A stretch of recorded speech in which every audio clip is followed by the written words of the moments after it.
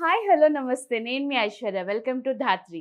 ఈరోజు మనతో పాటు ఉన్నారు J Jeevan Kiran, assistant excise superintendent enforcement Rangareddy. Sir నమస్తే.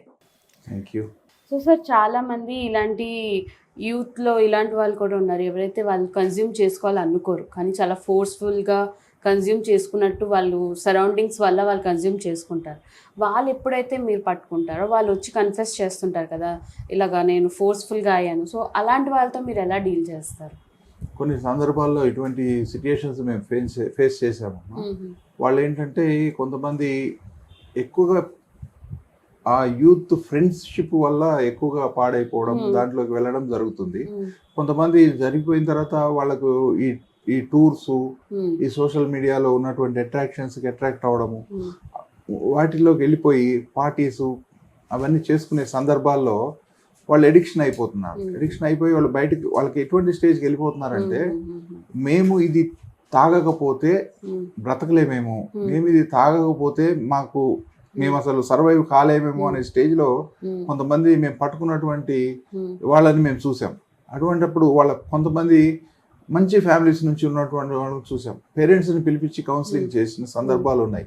కొంతమంది పేరెంట్స్కి అయితే వాళ్ళు ఈ స్టేజ్లో ఉన్నారు కాబట్టి మేము తప్పకుండా వాళ్ళని జైలుకి పంపిస్తాం, వాళ్ళు జైల్లో ఉన్న 2 నెలలు 3 నెలల్లో మేము ఇది తీసుకోకుండా బ్రతకగలము, మేము ఇది తీసుకోకుండా మంచిగా ఉండగలము అనేటువంటి ధైర్యం వాళ్ళకు వస్తుందండి. మీరు కూడా కోఆపరేట్ చేయండి, మీరు ఇట్లా మిమ్మల్ని ఇది చేయొద్దు అని చెప్పేసి వాళ్ళకు కూడా కన్విన్స్ చేసి వాళ్ళని జైలుకి పంపించిన సందర్భాలు ఉన్నాయి.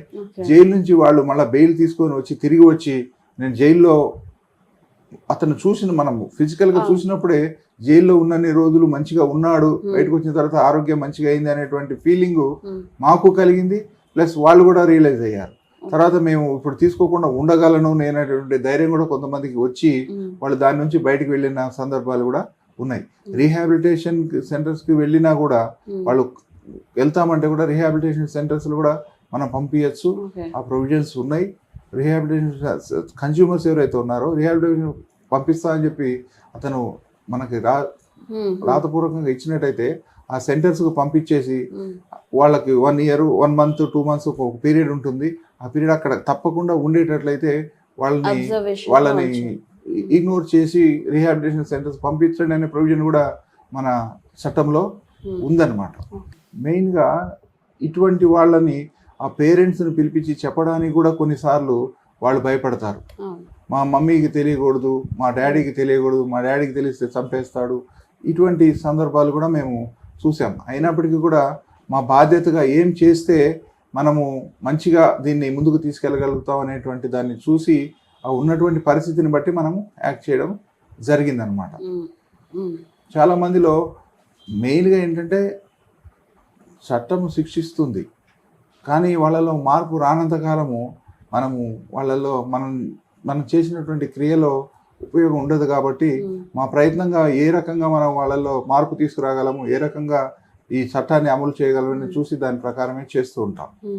సో ఇలాగా ఎవరైతే సప్లై చేస్తున్నారో డ్రగ్స్ గట్టా, కన్జ్యూమర్ సప్లయర్స్ ఎవరైతే ఉన్నారో వాళ్ళని ఒక అవుట్ సైడ్ పర్సన్ ఒకవేళ ఇన్ఫర్మేషన్ మన పోలీస్ స్టేషన్కి గట్టా వాళ్ళు ప్రొవైడ్ చేస్తే వాళ్ళకి ఏమైనా బెనిఫిట్స్ ఉంటాయా?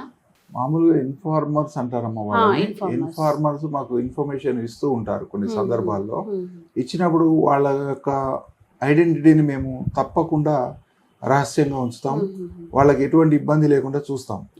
అది బేసిక్గా మా యొక్క ప్రైమరీ కర్తవ్యం.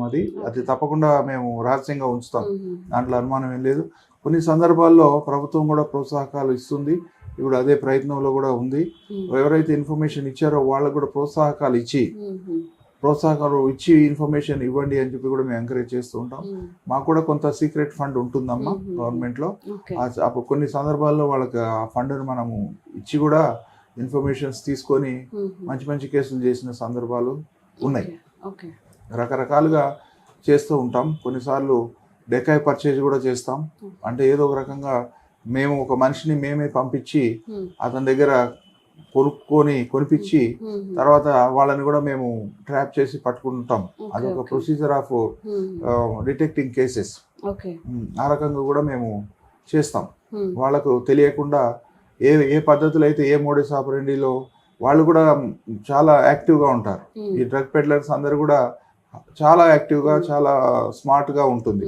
వాళ్ళ ఇప్పుడు మీరు ఈ మధ్య చూసినట్టయితే ఈ ట్రాన్స్పోర్టేషన్ చేసేటప్పుడు ఏ రకంగా అయితే మనం దొరకమో ఆ రకమైనటువంటి మీరు చూసినట్టయితే స్విగ్గీ బ్యాగ్ ఈ మధ్య ట్రాన్స్పోర్టేషన్లో చూశారు.